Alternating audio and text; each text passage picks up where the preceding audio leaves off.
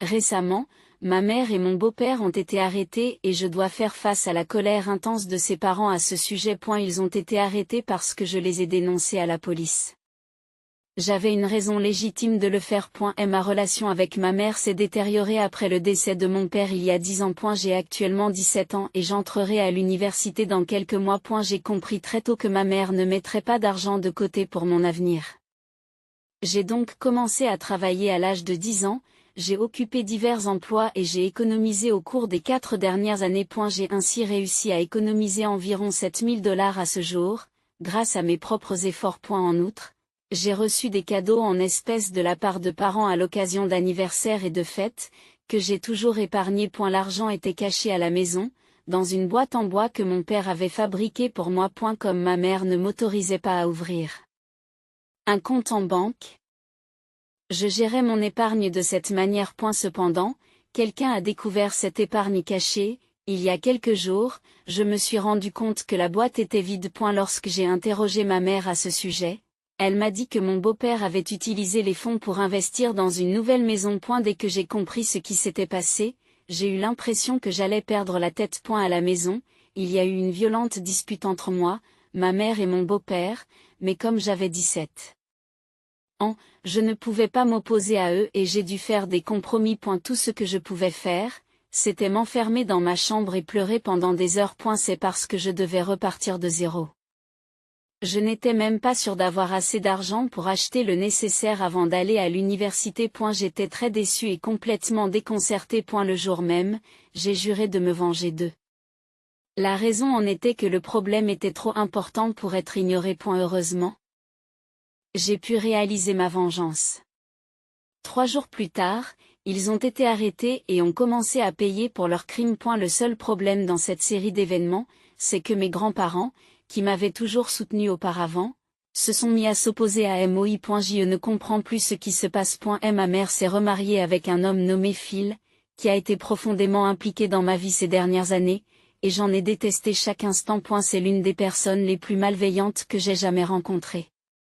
Il mérite d'être qualifié d'agresseur. Il ne s'agit peut-être pas de violence physique, mais j'ai été victime de violences verbales et émotionnelles. Ma mère est généralement la cible de ces attaques, mais il se déchaîne parfois sur moi, me blâmant avec tous les mots qui lui viennent à l'esprit, causant de la douleur à la fois à ma mère et à moi tout en augmentant encore sa colère. Lorsqu'il se rend compte que je m'en fiche, il perd encore plus de raison. Et ma mère ne me défend pas. Ma mère n'a fréquenté personne pendant un certain temps après la mort de mon père, mais elle a fini par entamer une relation avec Phil. Phil a une fille de 19 ans issue d'un précédent mariage, et elle vit avec sa propre mère. À eu début, il semblait compréhensif, mais peu de temps après qu'ils aient commencé à se fréquenter, une grosse dispute est survenue. C'est à ce moment-là que sa vraie nature s'est révélée. 6 mois après le début de leur relation, il a commencé à dominer ma mère, qui a accepté qu'ils vivent ensemble dans notre maison. C'est un paresseux négligent. Il est stupide et ne peut pas garder un emploi. Il a entre 30 et 40 ans, il est insouciant avec l'argent et dépend souvent de ses parents. Il dépense toujours plus qu'il ne gagne, recevant de l'argent de ses parents lors de disputes avec ma mère, et vivant somptueusement au crochet de ma mère pendant les périodes de paix. Malheureusement, ma mère n'est pas assez riche pour soutenir financièrement un partenaire qui désire un style de vie luxueux. Elle travaille comme chef d'étage dans un supermarché local et gagne bien sa vie, mais c'est loin d'être suffisant pour le style de vie que Phil désire. Cependant, cela n'a jamais été un problème pour moi. Depuis l'âge de 14 ans, j'essaie d'être aussi indépendante que possible. Je compte sur ma mère pour le strict minimum et je n'ai pas dépendu d'elle financièrement depuis que j'ai commencé à travailler à temps partiel. Je lui demande rarement de m'acheter des choses, et les seules choses pour lesquelles je dépends d'elle sont probablement le logement et les repas. Je ne fais pas de demande spéciale et je ne lui demande pas de sortir. Je comprends qu'il est inutile d'avoir de telles attentes. Elle est froide et peu affectueuse avec moi depuis le début. Depuis mon plus jeune âge, elle n'a jamais été chaleureuse avec moi et m'a fait sentir que je n'étais pas désirée.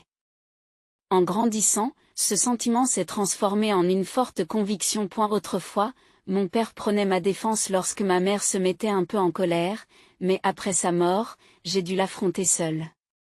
Et cette situation s'est poursuivie ces dernières années. La situation s'est aggravée avec l'arrivée de Phil. Mais je me consolais en me disant que j'irais bientôt à l'université et que je n'avais pas à m'inquiéter de ce qui allait suivre. Aujourd'hui, la situation est très difficile et il y a peu d'espoir d'amélioration. Les 3 jours qui ont suivi le vol de mon argent, j'étais très déprimée et je ne pouvais rien faire dans ma chambre. Le lendemain du vol, nous avons dû déménager dans une nouvelle maison. Et même après avoir terminé les travaux nécessaires, je n'ai pas dit un mot aux 2 personnes avec lesquelles je vivais. Pour eux, ne pas me parler n'aggravait pas la situation. Et ils ne semblaient pas s'en soucier. Le 3e jour, ma mère m'a dit qu'elle organisait une pendaison de crémaillère le soir et m'a demandé de me préparer, ce qui m'a fait exploser de colère. J'ai crié que je ne pouvais pas participer à une pendaison de crémaillère pour une maison achetée avec mon argent. J'ai prétendu qu'ils avaient volé mon argent pour acheter cette maison. Cela a mis ma mère très en colère. Elle m'a dit que je devais être heureuse que nous ayons enfin une maison à nous, et que je devais accepter patiemment ce fait. Car selon elle, je leur devais de la gratitude puisqu'elle m'avait élevée. Et la raison pour laquelle je ne pouvais pas l'accepter était qu'élever un enfant n'était pas son choix mais une obligation légale, et qu'elle ne m'avait accordé aucun avantage particulier. De plus, je trouvais que la maison était trop grande pour nous 3. Mais ils avaient choisi ce logement pour impressionner les autres en vivant dans un quartier luxueux et en disposant d'un espace spacieux. Ce jour-là, j'étais très contrariée et j'ai pris une mesure que je n'aurais pas prise d'habitude. J'ai décidé de contacter mes grands-parents paternels, ce qui a été un peu compliqué. Après la mort de mon père, mes grands-parents paternels avaient du mal à rester en contact avec la famille et avaient coupé les ponts. Nous n'avions pas communiqué depuis longtemps, mais j'avais leurs coordonnées et j'ai donc décidé de les contacter en dernier recours. En effet, bien que j'ai eu de meilleures relations avec mes grands-parents maternels, ils sont restés neutres dans cette affaire. Le jour où l'on m'a volé mon argent, j'en ai immédiatement informé mes grands-parents maternels. Je pensais qu'ils allaient résoudre le problème pour moi après en avoir parlé à ma mère. Cependant, ils ont déclaré qu'ils voulaient la soutenir dans l'achat d'une nouvelle maison. Ils étaient en effet ravis. D'un point de vue positif, le fait d'être enfin propriétaire d'un logement et de ne plus avoir à se soucier du loyer mensuel est certainement un avantage. On m'a dit de considérer cela comme une bonne opportunité, mais j'ai trouvé cela étrange. Leur réaction était inattendue. Ils m'avaient toujours soutenu et sympathisé avec moi sans rien dire à ma mère. Mais cette fois-ci, leur attitude était complètement différente et j'ai eu du mal à la comprendre. Je me suis sentie très en colère contre eux et j'ai coupé les ponts. Le jour où ma mère m'a dit d'endurer, j'ai contacté mes grands-parents paternels, espérant recevoir leur soutien. Je ne savais pas exactement ce que cela impliquerait. Suivant mon intuition, je les ai appelés et heureusement ils ont répondu. Dès que l'appel a été établi, je leur ai raconté tout ce qui s'était passé. J'ai compris qu'ils étaient profondément blessés par la perte de leur fils, mon père, et qu'ils préféraient généralement éviter tout contact. Mais j'ai expliqué que si mon père était encore en vie, il voudrait sans aucun doute me soutenir. Je me suis plaint que ma mère m'avait volé mes économies, rendant vains tous les efforts que j'avais durement gagnés au cours des dernières années. J'aurais pu aller à l'université, mais cette perspective est désormais incertaine. Lorsque j'ai expliqué la situation à mon grand-père, il m'a dit qu'elle causait un certain chaos. En lui posant la question, il m'a dit que mon père m'avait laissé un fonds pour l'université et qu'il ne comprenait pas pourquoi je devais épargner davantage. C'était une nouvelle révélation pour moi. Ma mère n'en avait jamais parlé et je ne lui avais jamais posé directement la question. J'avais supposé que ma mère n'avait rien épargné. En revanche, j'avais complètement négligé la possibilité que mon père ait arrangé quelque chose. Bien que sachant qu'il était mort prématurément, je pensais qu'il n'avait peut-être pas eu le temps de faire quelque chose pour moi. Lorsque mes grands-parents m'ont donné cette information, je l'ai trouvée très intéressante. À ce moment-là, j'étais très en colère et frustrée et j'ai demandé à mes grands-parents s'ils pouvaient fournir des preuves contre ma mère. Ils ont trouvé des documents et m'ont dit qu'ils me les enverraient. En attendant l'appel, Je me suis assise dans ma chambre pour essayer de relier toutes les informations. Il était clair que ma mère et Phil conspiraient contre moi et il semblait possible qu'ils aient détourné les fonds de l'université qui m'étaient destinés pour acheter leur nouvelle maison. Je doutais que ma mère puisse s'offrir seule une maison aussi chère et Phil n'avait pas travaillé depuis 3 mois. Je ne pensais donc pas qu'il en avait la capacité financière. Je me suis dit qu'il fallait que j'obtienne des preuves et j'ai envisagé de porter plainte auprès de la police après confirmation. Plus tard, mes grands-parents m'ont contacté et m'ont envoyé des photos de documents signés par ma mère. Le document indiquait que les fonds laissés par mon père devaient être utilisés pour mes études universitaires et une vie confortable. En lisant cela, je n'ai pas pu m'empêcher de rire à gorge déployée. J'avais pensé que ma mère travaillait pour améliorer ma vie, mais maintenant je doutais qu'elle ait signé ce document pour me compliquer la vie. En fin de compte, j'étais furieuse parce que ma mère avait signé les documents. Après la mort de mon père, mes grands-parents paternels nous avaient laissés seuls sans rien dire. Ce qui m'avait donné l'impression d'être abandonnée. Ma mère n'avait jamais vraiment été là pour moi et j'avais l'impression que toutes les actions de ma mère et de mes 2 grands-parents étaient presque inefficaces. Engloutis dans leur profond chagrin, mes grands-parents paternels ne pouvaient pas me prêter attention. Lorsque je leur ai demandé pourquoi ils ne m'avaient pas montré les documents importants, ils m'ont répondu qu'ils les avaient oubliés juste après la mort de mon père. Finalement, en vieillissant, nous n'avons presque plus parlé et ils ont également vieilli et sombré dans l'oubli. Je n'ai pas pu contester leur raisonnement et j'en suis restée là. Cependant, ayant obtenu des preuves décisives, j'ai contacté un officier de police qui était un ami de mon père et j'ai demandé son aide. Le soir, alors que la pendaison de crémaillère commençait, l'ami de mon père, un autre policier et un avocat sont arrivés et ont arrêté ma mère et mon beau-père. Ils n'avaient manifestement pas tenu leurs promesses. Il ne s'agissait pas seulement de rompre des promesses, mais aussi d'engager des poursuites judiciaires contre ma mère pour avoir violé les termes d'un contrat qu'elle avait signé il y a des années. Alors que j'expliquais la situation aux invités de la fête, ils ont finalement été arrêtés. Ce fut l'un des moments les plus importants de ma vie, celui où mon intégrité a été prouvée. Ils ont été arrêtés à un moment où ils essayaient de faire bonne impression devant de nombreuses personnes, comme d'anciens collègues et amis. À un moment où ma mère et Phil ont été démasqués et arrêtés, tout le monde a été complètement étonné, mais ils ont continué à agir avec arrogance et à me regarder comme si j'étais le méchant. Mes grands-parents maternels étaient également présents à la fête et ont été extrêmement choqués de voir leur fille menottée et emmenée, refusant de me parler par la suite. Ils ne comprenaient probablement pas ce qui se passait. Et il semblait peu probable que l'argent que j'avais à l'origine me soit rendu, et j'avais l'impression que tout ce que je ferais serait vain. Les documents relatifs à la maison étaient au nom de Phil et de sa fille, ce qui n'avait rien à voir avec moi. J'ai envisagé de vendre la maison et de les forcer légalement à payer une compensation, mais je devrais les poursuivre en justice pour cela, et je n'ai pas les fonds nécessaires actuellement. Je suis reconnaissante aux amis de mon père qui ont fait de gros efforts pour m'aider. Ma mère et Phil ont finalement été envoyés en prison. Ils n'ont pas pu accepter leur situation et n'ont plus essayé de me contacter. C'est très frustrant. Aujourd'hui, je me sens profondément isolée, et bien que j'ai gagné contre ma mère et Phil à court terme, j'ai peut-être fait des sacrifices importants à long terme. Je n'ai aucune idée précise de la marche à suivre. Je me sens complètement impuissante. Lors de leur arrestation, ma mère et Phil ont essayé de m'arrêter pour parler, mais je n'avais aucune envie de leur parler et j'ai rapidement quitté les lieux. J'ai appelé un taxi et je suis rentrée directement chez moi. Cependant, depuis 3 jours, je logeais chez une amie. Cette amie m'avait soutenue lors de l'arrestation de ma mère, et maintenant je passe mes journées avec son père, un avocat, à essayer de trouver une solution équitable. À au cours de nos conversations, je ressens le besoin d'un soutien financier pour terminer mes études. Le père de mon ami m'a proposé une aide financière, mais j'hésite à accepter l'aide d'autrui. Cela ne me semble pas naturel. Mes grands-parents n'ont toujours pas essayé de communiquer avec moi. Depuis que j'ai reçu les photos des documents de preuve, les conversations avec les 2 groupes de grands-parents ont cessé. Je suis très déçue de la situation actuelle. J'espère surmonter cette situation dès que possible et aller à l'université.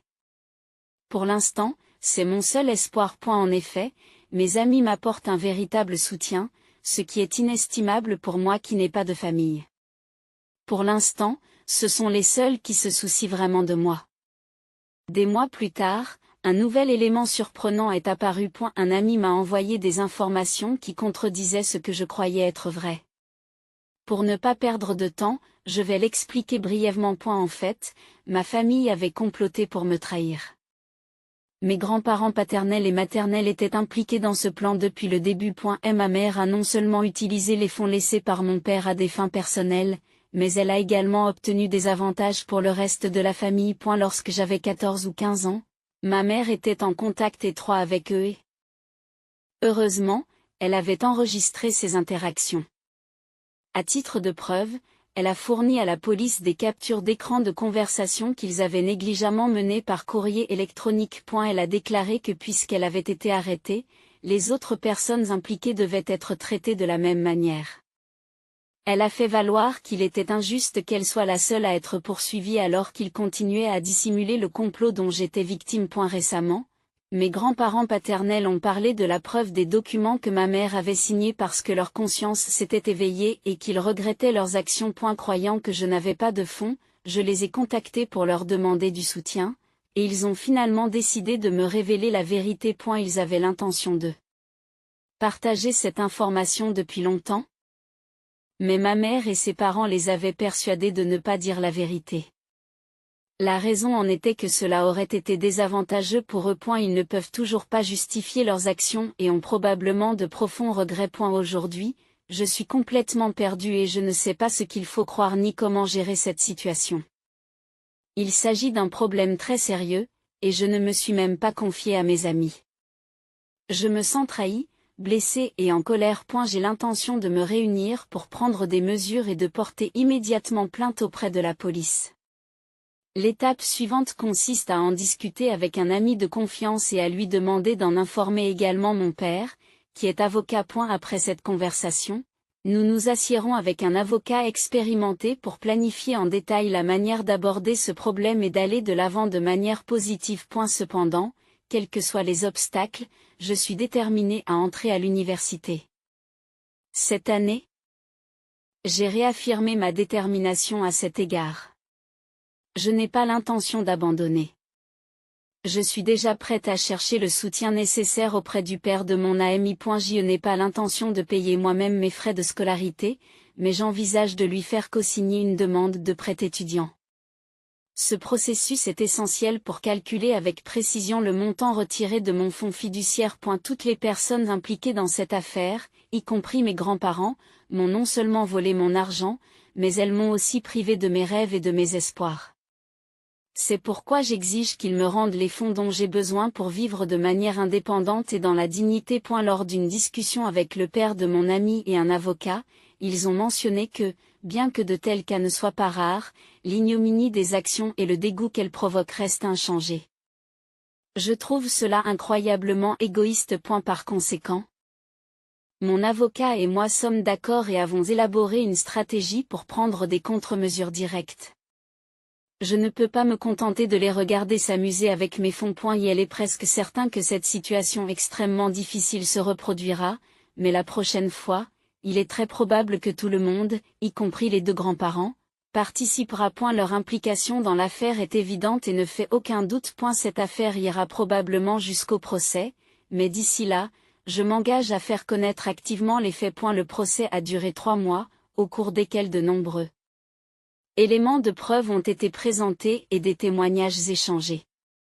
Le verdict final a été rendu par la suite. À la suite d'une enquête très détaillée sur la succession de mon père, il a été découvert que ma mère et mes deux grands-parents avaient comploté pour détourner un montant atteignant environ $400 000. Ce montant dépassait de loin les estimations initiales.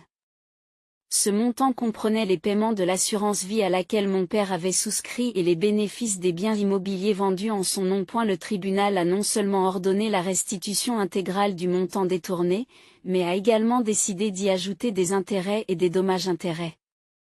Ma mère a été reconnue coupable de détournement de fonds publics et de falsification de documents et a été condamnée à une peine d'emprisonnement de 5 ans. elle a été déchue de ses droits parentaux. Phil a été reconnu complice et a été condamné à 2 ans de prison. Il a été condamné à une peine de 2 ans d'emprisonnement pour le vol de mes économies, soit $7 000. Et une indemnisation supplémentaire lui a été imposée. Les 2 groupes de grands-parents ont reçu l'ordre de geler et de restituer leurs avoirs et ont été soumis à une période de probation de 2 ans, mes grands-parents paternels ayant été remerciés pour leur coopération à l'enquête. Quant à la fille de Phil, elle a affirmé, preuve à l'appui, qu'elle n'était pas au courant des activités illégales de son père. Cependant, la maison dans laquelle elle vivait a été saisie et vendue par la suite par des mesures légales. Le produit de la vente a été affecté au financement de mes études universitaires. Bien que cette mesure n'ait pu être évitée légalement, elle a fait l'objet d'une certaine sympathie. Pour me soutenir financièrement dans mes études jusqu'à ce que la succession de mon père soit entièrement recouvrée, le père de mon ami a pu co-signer un prêt étudiant pour moi. Grâce à ce soutien, j'ai pu me concentrer sur mes études sans souci financier. En fait, grâce à ce procès, le cabinet d'avocats que j'ai rencontré m'a offert une opportunité de stage.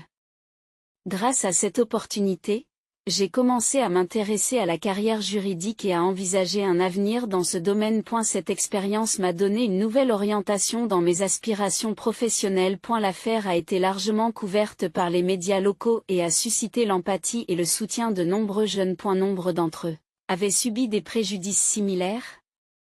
Et cette réaction m'a incité à commencer à diffuser des informations par l'intermédiaire des médias sociaux et à me concentrer sur la défense des droits des jeunes. Cette démarche a influencé de nombreuses personnes et a entraîné des changements positifs. Le moment le plus chaleureux s'est produit lorsque j'ai été contactée par des collègues qui avaient travaillé avec mon père.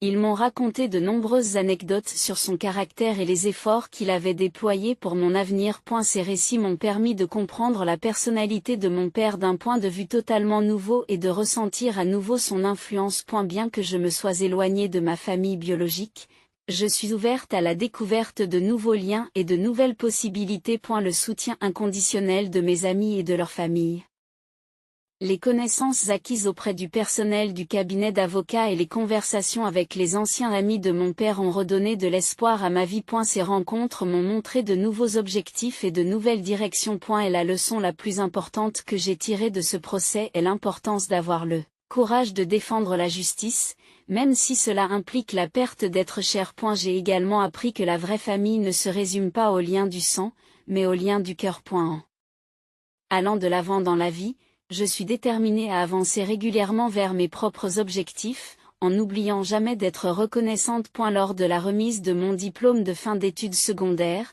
bien que je porte en moi toutes ces expériences, elles ont fini par alléger mon cœur et m'ont permis de participer à la cérémonie avec un esprit positif. Le mois prochain, ma nouvelle vie universitaire commencera dans une nouvelle ville. Je m'engage à ne jamais regarder en arrière et à aller de l'avant. J'ai l'intention de vivre chaque jour en le chérissant, en menant une vie de fierté comme mon père l'a toujours souhaité.